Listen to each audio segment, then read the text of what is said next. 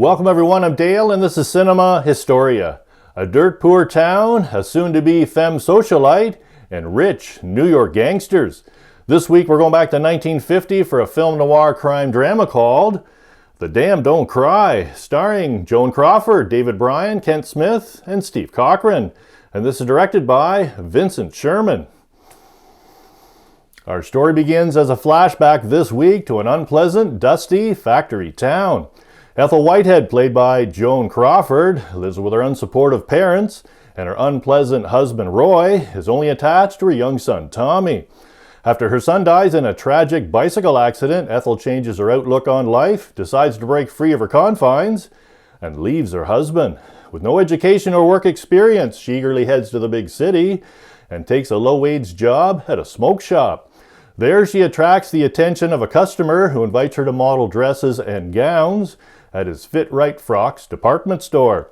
Before long, she finds herself shredding her morals to become friendly with wealthy clients on the side.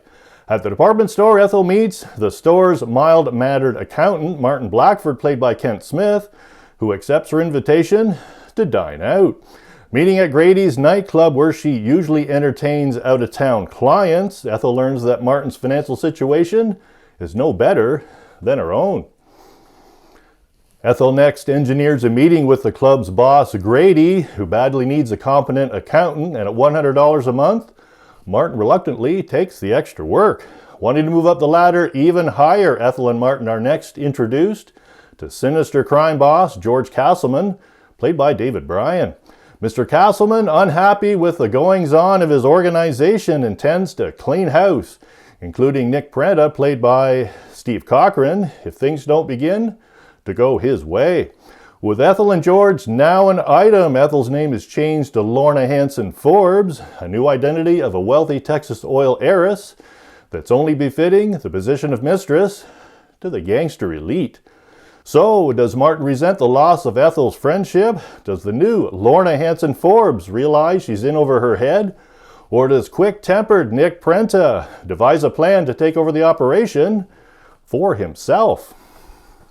The screenplay by Harold Medford and Jerome Weidman was based on the 1950 novel Case History by American screenwriter, TV writer, and novelist Gertrude Walker.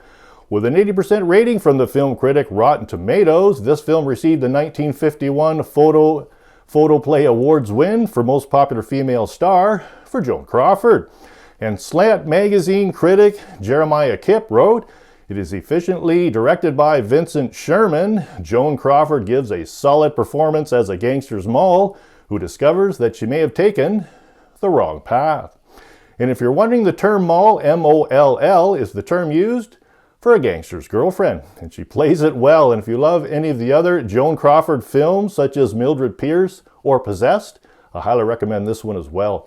And the trivia question this week: were there some interesting shooting locations in our film? Were there some interesting shooting locations in our film? So a little more history and the answer to our trivia question coming up next.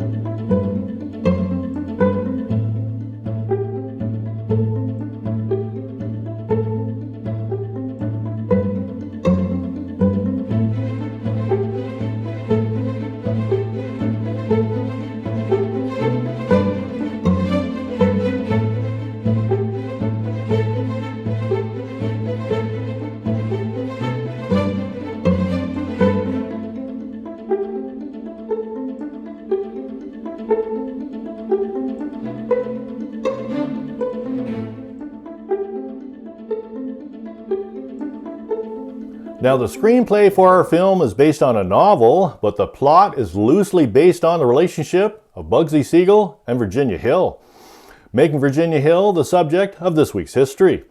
So Virginia Hill was an American organized crime figure, famous for being the girlfriend of mobster Bugsy Siegel.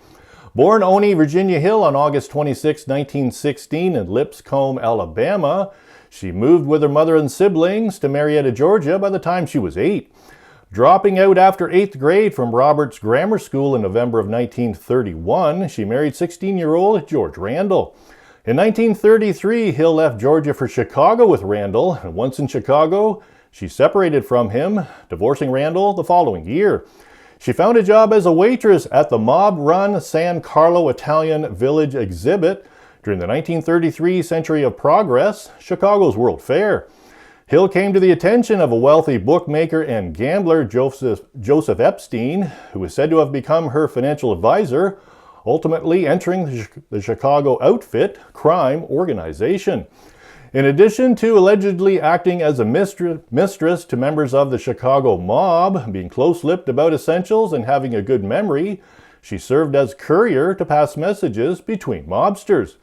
Eventually, Hill became associated with Charles Finchetti, a cousin and bodyguard of Al Capone, who sent her to New York to keep tabs on Luciano family capo Joe Adonis. Keeping herself low-key, she told people that she was a Southern Belle Society girl who had gone through 4 rich husbands and was receiving $1 million each from their estates.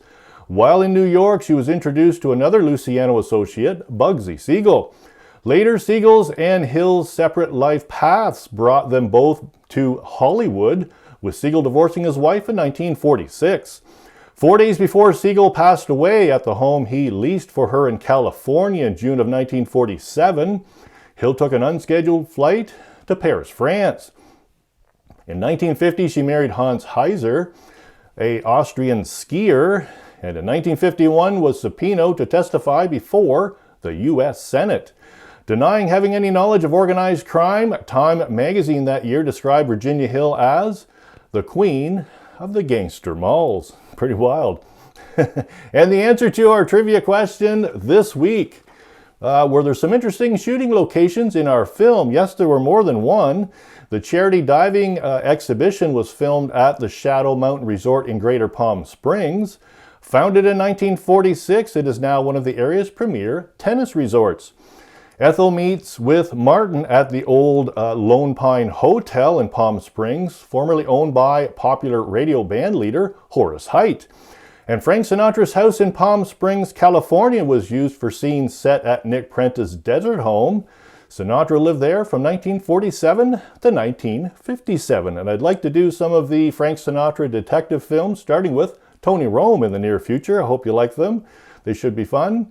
I'd like to give a big thank you to my new subscribers this week. Thanks for supporting my channel, and for everyone else, thanks for watching this week, and hope to see you back next week.